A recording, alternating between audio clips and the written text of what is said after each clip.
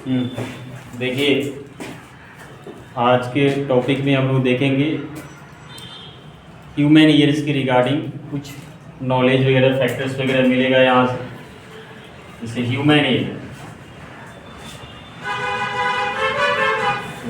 एक human ear की basis पे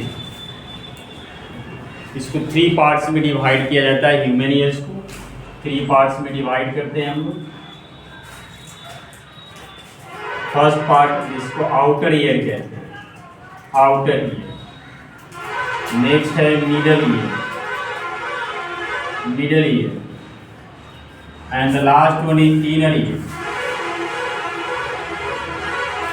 ये 3 पार्ट्स में डिवाइड करते हैं, जिसमें आउटर ईयर जो हमारे पास में है, इस आउटर ईयर में अगर थोड़ा सा मैं इसका डायग्रामेटिकली पोर्शंस को देखें,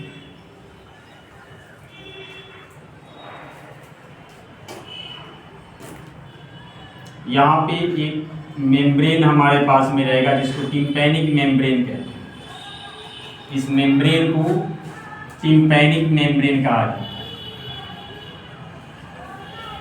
टिम्पैनिक मेम्ब्रेन कहते हैं। यहाँ से लेकर टिम्पैनिक मेम्ब्रेन से लेकर बैक वाला पार्ट जितना होगा ये हमारे आउटर ईयर का पार्ट कहला जाएगा। तो ये आउटर ईयर, इसी में आ गया टिम्पैनिक मेम्ब्रेन। इसको ऑडिटरी कैनाल कहते हैं, ऑडिटरी कैनाल कहते हैं, कैनाल, इसको ऑडिटरी कैनाल कहा जाता है। इसका लेंथ जो होगा ह्यूमन ईयर्स के अंदर में ऑन एन एवरेज अगर बताया जाए तो 2.5 सेंटीमीटर ले कंसीडर कर सकते हैं। 2 to 2.5 सेंटीमीटर आप ये कह सकते हैं इसको। 2 to 2.5 सेंटीमीटर के बीच में जो डेटा रहेगा वो ऑडिटरी कैनाल का, ऑडिटरी कैनाल का क्या होता है, लेंथ होता है। और इसी बेसिस पे हम लोग देख रहे हैं ये जो हमारे पास ये आउटर ईयर जो है, आउटर ईयर का पूरा एक पोर्शन था जिसके अंदर में इसको ईयर पिन्ना कहते हैं, ईयर पिन्ना कहते हैं। ये ईयर पिन्ना, इसको हम लोग ईयर पिन्ना कहते हैं। इसका काम क्या होता है, तो ईयर पिन्ना का वर्क पूछा जाएगा कि इसका वर्क क्या है ईयर पिन्ना का। तो इसका काम है एयर को कलेक्ट करना। जैसे हम लोग ये देख रहे हैं पोर्शन है, ये ईयर, इससे बहुत सारे स्टेप बने हुए, ये बहुत सारे स्टेप बने हुए हैं। तो जो मैं अभी बोल रहा हूँ आप लोग सुन रहे होंगे, तो क्या करेगा, ये साउंड एनर्जी जाकर के जो ईयर को वाइब्रेट कराया जा रहा है वो जाकर यहाँ पर फोर्स करेगा। फिर फोर्स करने के बाद एक स्टेप बना हुआ है, वो बोलेगा कि और थोड़ा सा छोटे रीजन में जाओ। फिर वो दूसरा फोर्स करके फिर एक स्टेप बना है तो फिर वो छोटा सा, मतलब कहने का मीनिंग है कि वो जो एरिया है, एरिया इसका डिक्रीज करता हुआ जाए। तो एरिया का यहाँ पर जो एरिया का डिक्रीज हुआ, जिस कारण से यहाँ पे प्रेशर बढ़ता हुआ चला जाए, तो एक प्रेशर क्रिएट करेगा। तो ये साउंड एनर्जी जो था वो जाकर के वो प्रेशर क्रिएशन के रूप में कन्वर्ट हो रहा है। तो यहाँ प्रेशर क्रिएशन के रूप में कन्वर्ट होता है। तो इसमें क्या होगा, जो साउंड एनर्जी जो होगा ईयर पिन्ना के अंदर में, साउंड एनर्जी ये प्रेशर के रूप में कन्वर्ट हो जाएगा। किससे कारण हुआ कन्वर्ट, क्योंकि ईयर पिन्ना में बहुत सारे स्टेप बने हुए हैं और स्टेप जैसे जैसे आगे बढ़ रहे हैं तो स्टेप छोटा होता हुआ जा रहा है। ये प्रेशर एनर्जी में कन्वर्ट होता है, ये प्रेशर एनर्जी में कन्वर्ट होता है। अब ये जो प्रेशर एनर्जी है, अब यहाँ पर से ये हमारे ऑडिटरी कैनाल से होता हुआ पास कर जाएगा, क्योंकि ये ईयर पिन्ना का वर्क क्या था, इसका वर्क हम ये भी बोल सकते हैं कि साउंड एनर्जी को प्रेशर एनर्जी में कन्वर्ट करना। दूसरा वर्क हम ये कह सकते हैं to collect the vibrating air, जो हमारे साउंड के कारण वो वाइब्रेट करना शुरू किया था, एक वेव बना था, तो वो वाइब्रेटिंग एयर को कलेक्ट करना है। To collect the vibrating air from the surrounding, जो सराउंडिंग है हमारे कान के, ये जो कान है ईयर है, इसके सराउंडिंग में जो एयर है, इसके बाहर में जो एयर है उसको कलेक्ट करना है। To collect the vibrating air from the surrounding, ये इसका वर्क हो, ये इसका वर्क हो गया ईयर पिन्ना का वर्क। अब यही एयर प्रेशर के साथ अब एंट्री मारेगा ऑडिटरी कैनाल के अंदर। अब ऑडिटरी कैनाल के अंदर प्रेशर के साथ एंट्री मारेगा। तो मैं एक बाहर में एक स्केच समझाना चाह रहा हूँ कि सपोज कीजिए कि टिम्पैनिक मेम्ब्रेन कैसा होता है, तो एक इलास्टिक मेम्ब्रेन होता है, एक इलास्टिक मेम्ब्रेन होता है, इसी को हम टिम्पैनम भी कहते हैं, टिम्पैनम भी कहा जाता है, जो कि इलास्टिक मेम्ब्रेन होता है। एक कैसा मेम्ब्रेन है, इलास्टिक मेम्ब्रेन, एक इलास्टिक मेम्ब्रेन। अब ये इलास्टिक मेम्ब्रेन जब इधर से प्रेशर इस पे बढ़ेगा, देखना इसका वर्क कैसे किया जाए, तभी आपको समझ में आएगा इसका वर्किंग प्रोसेस। तो ये जो है ये एयर जाकर, ये प्रेशर जाकर इसको फोर्स करेगा। हम किसको दिखाए हैं, तो हम एक मेम्ब्रेन को दिखाए, टिम्पैनिक मेम्ब्रेन को, मैं शॉर्ट में टीएम लिख देता हूँ, टिम्पैनिक मेम्ब्रेन को दिखा। ये जाके इसे फोर्स किया, तो प्रेशर लगाया, तो प्रेशर कारण से फोर्स अप्लाई हुआ। अब ये फोर्स जो अप्लाई हो रहा है ऊपर से लचीला टाइप का है, मींस इलास्टिक टाइप का है, तो जैसे इसको फोर्स लगाएंगे तो क्या पहले ऐसे था, पहले ही सूप में था, जब इधर बैक साइड से फोर्स लगाएगा तो ये थोड़ा सा बेंड हो जाएगा, तो बेंड हो जाएगा, तो इसमें क्या होगा, एक बेंड कर जाएगा, ये जो हमारे पास मेम्ब्रेन है ये बेंड कर जाएगा। और इसी मेम्ब्रेन से अब हमारा अगला स्ट्रक्चर अटैच रहेगा। वो अगले स्ट्रक्चर्स को मैं गाइड करने की कोशिश कर रहा हूँ। यहाँ एक अगला स्ट्रक्चर अटैच है, एक नेक्स्ट टाइप का स्ट्रक्चर अटैच है यहाँ पे स्ट्रक्चर। तो इसी से एक हमारे पास, इसको याद करने का तरीका बता देता हूँ कौन कौन सा स्ट्रक्चर है। ये अब मेरा अभी स्टार्ट हो गया, मतलब मैंने आपको आउटर ईयर के अंदर में क्या क्या बताया, तो ईयर पिन्ना बताया, इसका वर्क समझा दिया। दूसरा क्या बताया, तो ऑडिटरी कैनाल बताया। अच्छा, तो ऑडिटरी कैनाल में मैं एक और मेन फैक्टर को समझता हूँ। ऑडिटरी कैनाल क्या कर रहा है, ये ऑडिटरी कैनाल, ये जो हमारा टिम्पैनिक मेम्ब्रेन, टिम्पैनम है और ईयर पिन्ना है, दोनों को कनेक्ट करने का काम किया, इन दोनों को कनेक्ट करने का काम किया। इसके साथ एक और मेन का वर्क करता है, जो आप लोग देखते हो कानों के अंदर में जो आपके वैक्स लाइक मटेरियल, जिसको गांव की भाषा में गूंज कहते हैं, तो वैक्स लाइक मटेरियल यहाँ पे जनरेट होता है। वो कहाँ से जनरेट होता है, तो वही ऑडिटरी कैनाल के बीच में होता है, इसके वॉल के अंदर में वो ऐसा ग्लैंड पाया जाता है जिसको हम सेरुमिनस ग्लैंड के नाम से जानते हैं। ऑडिटरी कैनाल के अंदर में, इसके वॉल के अंदर में एक ग्लैंड पाया जाता है, जिस ग्लैंड को हम लोग सेरुमिनस ग्लैंड कहते हैं। सेरुमिनस ग्लैंड, ये ग्लैंड क्या करता है, ये ग्लैंड जो है वैक्स जनरेट करेगा।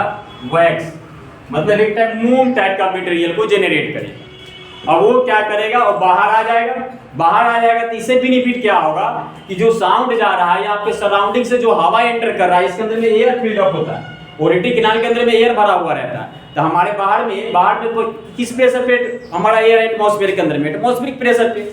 इसका मतलब एटमॉस्फेरिक प्रेशर पे यहाँ तक एयर भरा हुआ है, कहाँ तक, टिम्पैनिक मेम्ब्रेन से पहले, यहाँ तक माइंड में रखना है, टिम्पैनिक मेम्ब्रेन से पहले। और ये जो प्रेशर हमारे पास में है, ये प्रेशर यहाँ तक भरा हुआ। अब इस कंडीशन में क्या होगा, कि और इस एयर के साथ अगर मान लेते हैं कि कोई छोटे छोटे सॉइल पार्टिकल्स जा रहे होंगे, धूल वगैरह जा रहा होगा, छोटे छोटे पार्टिकल्स जा रहे होंगे, तो वो तो एंटर कर जाएगा कहाँ, टिम्पैनिक मेम्ब्रेन पे। तो टिम्पैनिक मेम्ब्रेन पे एंटर करने ही नहीं देगा। ये क्या कर देगा, अगर टिम्पैनिक मेम्ब्रेन पे जाएगा, टिम्पैनिक मेम्ब्रेन पे वो सॉइल पार्टिकल, सपोज कीजिए मैं बताना चाह रहा हूँ कि टिम्पैनिक मेम्ब्रेन है, इस पे सॉइल पार्टिकल्स आज भी कल भी जो जाएगा, जो सॉइल पार्टिकल्स इसमें इकट्ठा हो जाएगा। इकट्ठा होने के कारण क्या होगा, इसको रिजिड बना देगा। तो आपके माइंड में आएगा कि सर कैसे कह सकते हैं कि रिजिड बन जाएगा। तो आप सिंपल सा घर पे आप क्या करना है, मैं एक प्रैक्टिकल के रूप में आपको अप्लाई करने की कोशिश कर रहा हूँ, बताने की कोशिश कर रहा हूँ। देखिए कि अभी हमारे पास ये पाम है, ये फ्री हैंड में मूवमेंट ले रहा हूँ। आप ऐसा ही मूवमेंट घर पे लीजिए पहले, और इसके बाद इस पे क्या कीजिए, कोई टेप वगैरह लगा लीजिए। इस वाले हिस्सा, इस वाले पोर्शन में आप टेप लगा लीजिए, और टेप लगा के आप ऐसा मूवमेंट कीजिए, जितना पहले फ्रीली मूवमेंट कर रहा था उतना फ्रीली मूवमेंट अभी वाले में नहीं करेगा। इसका मतलब क्या होगा कि इसका इलास्टिक नेचर लूज हो गया पहले के कंपैरिजन में। इलास्टिक नेचर अगर लूज हो जाएगा तो जो हम बोला जा रहा है वो ढंग से सुन नहीं पाएगा, अगला आदमी अच्छे से सुन नहीं पाएगा। तो इसीलिए वो क्या कर रहा है, नेचुरली हमारे पास एक वैक्स भी जनरेट हो रहा है, और वो वैक्स क्या करेगा, जो धूल का पार्टिकल्स जाएगा, जो सॉइल के छोटे छोटे पार्टिकल्स जाएंगे, उसको अपने ही अंदर में अट्रैक्ट करके रख लेगा, ताकि टिम्पैनिक मेम्ब्रेन तक पहुंच ना सके। तो ये पूरा का पूरा वो वैक्स वगैरह आपको कहाँ मिलेगा, यही सब एरिया में मिलेगा। यहीं पे वैक्स मिला है, और इसी के नीचे, वॉल के नीचे सेरुमिनस ग्लैंड था, और उसी ने इसको जेनरेट किया, और इसका वर्क क्या हो गया, तो हमारे पास जो आ रहे थे एयर पार्टिकल्स के साथ जो छोटे छोटे सॉइल पार्टिकल्स, उसको अट्रैक्ट कर। तो मैं उम्मीद कर रहा हूँ यहाँ तक टॉपिक आपको क्लियर होगा, तो ऑडिटरी कैनाल का वर्क क्या था वो भी क्लियर होगा। अब हम लोग नेक्स्ट इसी में फैक्टर में देख रहे हैं कि अब इसके साथ में रहता है, अब इनर ईयर स्टार्ट हो। तो ये outer ear canal, auditory canal हो गया, और दूसरा क्या है हमारे पास, थर्ड पार्ट इसका टिम्पैनम था। ये टिम्पैनम है, ये टिम्पैनम आपका हो गया। अब हमारे पास इनर ईयर है, तो ये जो जिसको मिडल ईयर है, इस मिडल ईयर का पार्ट कौन कौन सा है वो देखते हैं। मिडल ईयर का पार्ट, तो मिडल ईयर के अंदर में जो पार्ट हमारे पास जो आएगा मिस, इसको याद रखने के लिए तरीका मैं बता दे रहा हूँ। मिडल के लिए मिडल लिखते हैं, हाई मिडल, तो इसको याद करने का तरीका रख लीजिए मिस, ऑर्डर में रह जाएगा ताकि आप कंफ्यूज नहीं करें। मिस मिडल ईयर के लिए याद करने का तरीका मिस रख लो आप। इससे क्या होगा आपके पास में कि पहले इससे कौन अटैच होगा यहाँ, तो इसको मैलियस कहते हैं, एम फॉर मैलियस, जिसको हम देहाती लैंग्वेज में हम लोग हैमर कहते हैं, हथौड़ा कह सकते हैं। तो इसी से अटैच होगा, इसी के कांटेक्ट में रहेगा हमारे पास में, वो हैमर रहता है। वो हैमर कुछ इस टाइप का इसके कांटेक्ट में वगैरह में रहेगा, इस टाइप से कांटेक्ट में रहेगा। ये हैमर है, किसके साथ कांटेक्ट में रह रहा है, तो ये हमारे पास किसके साथ कांटेक्ट में अभी, टिम्पैनम के साथ में कांटेक्ट में। अब टिम्पैनम है, अब उसके बाद दूसरा क्या है, आई का मतलब हुआ इनकस है। इसका इनकस जो होता है एनिविल की तरह होता है। जैसे आप आयरन स्मिथ लोगों को देखे होंगे, लोहार लोगों को, वो आयरन स्मिथ के पास एक एनिविल रहता है, वो एनिविल ऐसा होता है। इस पे अगर आप कोई रॉड वगैरह लेकर जाते हैं तो रॉड को क्या करता है, पहले वो हीट कर लेता है, और हीट करने के बाद में इस पे हैमर मार, इस पे उस रॉड को रख देगा, ऊपर से हैमर को अप्लाई करेगा, जिससे वो प्रॉपर शेप ले सके। उसी तरह का शेप का होता है इनकस जो है। इनकस कैसा शेप का होता है, तो एनिविल शेप का। तो हथौड़ा किस पे से स्ट्राइक करेगा, मिस हैमर किस पे स्ट्राइक करेगा, एनिविल पे करेगा इसका। ये एनिविल है, यहाँ एनिविल के साथ कांटेक्ट में है, ये है एनिविल, ये एनिविल आ गया। और एनिविल से फिर हमारे पास अटैच रहेगा एस का मीनिंग हुआ स्टेप्स हो। ये सबसे छोटी है, हम लोग जानते भी है स्टेप्स के बारे में कि सबसे छोटी बोन पाया जाता है, हमारे बॉडी का सबसे छोटा बोन हुआ है। ये स्टेप क्या हुआ, ये सबसे छोटा बोन हुआ। मैलियस क्या हुआ, तीनों में से कौन सबसे छोटा, तो मेरे पास स्टेप्स भी आ गया, सबसे छोटा बोन भी हो गया ये। अब मैं बोलूंगा कि तीनों में से सबसे बड़ा कौन है, तो तीनों में से सबसे बड़ा आपके पास हैमर वाला होता है, सबसे बड़ा होता है, लार्जेस्ट। इन तीनों में से क्वेश्चन पूछता है कि इनर ईयर के अंदर में 3 बोन पाया जाते हैं, तीनों बोनों के अंदर में से सबसे बड़ा कौन हो जाएगा, हमारा मैलियस हो जाएगा, जिसको हैमर कहते हैं। छोटा स्टेप्स हो। अब ये स्टेप्स जो होता है वो कुछ इस टाइप का रहेगा, और लास्ट में इसके पास जो कनेक्टिविटी होगी कुछ ट्रायंगुलर शेप टाइप का होगा, इस टाइप का। ये स्टेप्स हो गया हमारे पास में, और एक कनेक्टिविटी आ गई थी, यहाँ पे कनेक्टिविटी हो गया। मतलब हमारा जो मिडल ईयर का पार्ट में ये तीनों आ गए। अब इसका वर्क को समझते हैं कैसे वर्क करता है। तो वर्क कैसे करेगा, अब आपको ये पहले से मैं बताया हूँ कि जब यहाँ पे प्रेशर बढ़ेगा तो प्रेशर किस में कन्वर्ट हो जाएगा, फोर्स में कन्वर्ट कर देगा। अब ये फोर्स में कन्वर्ट कर देगा। अब फोर्स में कन्वर्ट करेगा तो मैं क्या बताया कि अभी ऐसे सीधा है, तो जैसी फोर्स लगाएंगे तो ये थोड़ा सा बेंड कर जाएगा, तो बेंड कर जाएगा। तो जब ये बेंड करेगा तो इसी के कांटेक्ट में कौन है, हैमर। तो ये हैमर आगे की तरफ मोशन करेगा। ये हैमर क्या करेगा, ये मोशन करने की कोशिश करेगा, डिस्प्लेस होने की कोशिश करेगा।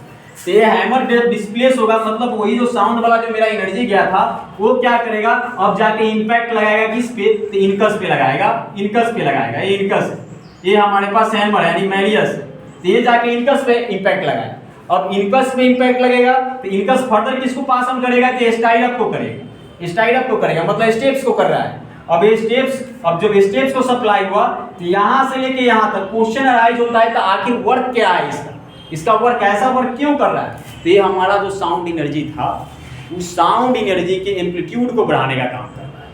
ये हमारा मिडल ईयर क्या करेगा, हमारे साउंड एनर्जी को एम्पलीट्यूड को, मतलब एम्पलीफिकेशन का काम किया। सिंपली बोलते हैं कि ये एम्पलीफिकेशन का काम किया। वर्क क्या है, तो एम्पलीफिकेशन इसका वर्क, एम्पलीफाई करना है।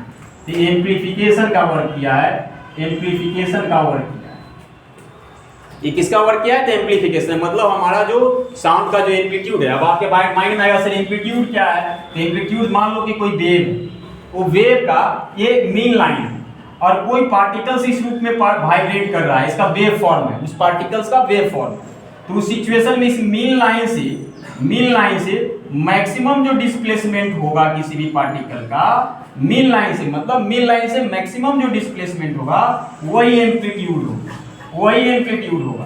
तो जो साउंड है, तो साउंड क्या है, वेव है, लॉन्गिट्यूडनल वेव है। साउंड क्या है, हमारे पास एक लॉन्गिट्यूडनल वेव है। अब इस सिचुएशन में क्या करेगा, अब इसकी साउंड के पास में उतना हमारे पास एम्पलीट्यूड नहीं था कि उसको सेंस करवाया जा सके, तो उसको क्या किया, लगभग आप बोल सकते हो कि 20 टाइम्स ज़्यादा एम्पलीफाई करने का काम। तो यहाँ एम्पलीफिकेशन का काम हुआ। तो इसमें ये जो चेम्बर है इसमें एम्पलीफिकेशन मतलब इसके एम्पलीट्यूड को बढ़ा देने का काम किया। मान लीजिए पहले से था तो अब ये हो गया एम्पलीट्यूड पहले के रेस्पेक्ट में ज़्यादा हो गया। एम्पलीट्यूड को इंक्रीज करने का काम करेगा मिडल ईयर। किसके हेल्प से? तो मिस के हेल्प से, मीन्स मैलियस इनकस एंड स्टाइडप के मीन्स इसको स्टेप कह रहे हैं तो उसके हेल्प से एम्पलीफिकेशन का। अब आपके पास में 9 ये लाइन बॉटम में एक लाइन आ रहा है। अब इससे क्वेश्चन बड़ा बढ़िया होगा। देखिए ये थ्रोट से ओपन्स टू थ्रोट, यहाँ पर देखना ध्यान देना है, क्वेश्चन ये बहुत बढ़िया यहाँ से बने। ये क्या है? तो ओपन्स टू थ्रोट मतलब एक गले के अंदर में हमारे पास इसका एक ओपनिंग होता है मिडल ईयर का, एक ओपनिंग होगा जिस ओपनिंग को ये जो ट्यूब है जो पैसेज है इस पैसेज को हम लोग बोलते हैं यूस्टैचियन ट्यूब। एक ट्यूब है, यूस्टैचियन ट्यूब है तो ये हमारे थ्रोट से ओपन है। तो जब मैं माउथ को ओपन करूंगा तो हमारे जैसे मैं माउथ को ओपन किया तो हमारे अंदर में क्या होगा? जो हमारे सराउंडिंग एयर है वो एंटर करेगा। अब वो एयर एंटर कर, यहाँ पर कॉन्सेप्ट बढ़िया बताने जा रहा हूँ कि जैसे वो एयर एंटर करेगा तो वो एंटर कहाँ जाएगा? जहाँ जहाँ उस एयर को खाली जगह मिलेगा, ओपन स्पेस मिलेगा, वहाँ एंटर कर देगा। गैस को क्या चाहिए? जहाँ भी ओपन स्पेस एम्प्टी स्पेस आएगा वहाँ पर एंटर कर देगा। तो वो क्या करेगा? उस थ्रोट से वो एयर वगैरह हमारे इस चेम्बर में आ जाएगा, इस चेम्बर में एंटर कर लेगा ये। और ये चेम्बर में एंटर कर लिया तो इससे क्या होगा बेनिफिट हमारे पास? क्योंकि हमारा जो टिम्पैनम होता है काफी डिलिकेट होता है, कमजोर होता है, इसलिए बोला जाता है कि आप कोई ऐसे नुकीला चीजों को कानों के अंदर में न डालें कि वो फट जाएगा आपके पास, वो काफी कमजोर होता है। तो इससे सिचुएशन में ये तो अंदर भी हमारे पास कौन सा प्रेशर बन गया? Atmospheric pressure. अंदर की भी प्रेशर मेरा एटमॉस्फेरिक बना हुआ है। अब उस सिचुएशन में क्या होगा? ये बाहर का भी जो हमारे एयर है उसी का प्रेशर यहाँ पर इंपैक्ट लगा रहा है तो दोनों का प्रेशर लगभग सेम हो जाता है कि ए अब इस वाले ए वाला जो हमारे पास पोर्शन है मैं दिखा रहा हूँ फिर से यहाँ पे, ये वाला पोर्शन जो टिम्पैनम था तो मिडल एयर से प्रेशर लगाया जा रहा है एटमॉस्फेरिक प्रेशर और इधर बाहर से भी प्रेशर लगाया जा रहा है लगभग एटमॉस्फेरिक प्रेशर के। ये दोनों प्रेशर तो लगभग इक्वल हो, मतलब थोड़ा मोड़ा वेरिएशन भी होगा तो उतना थोड़ी सी वेरिएशन कोई इंपैक्ट नहीं लाने वाला है और वही वेरिएशन थोड़ा एक्सीड कर देगा तो इंपैक्ट ले आएगा। तो आप ये बोल सकते हो कि जो प्रेशर यहाँ से अप्लाई कर रहा है वही प्रेशर इधर से अप्लाई हो रहा है, ये दोनों प्रेशर अप्लाई हो रहा है।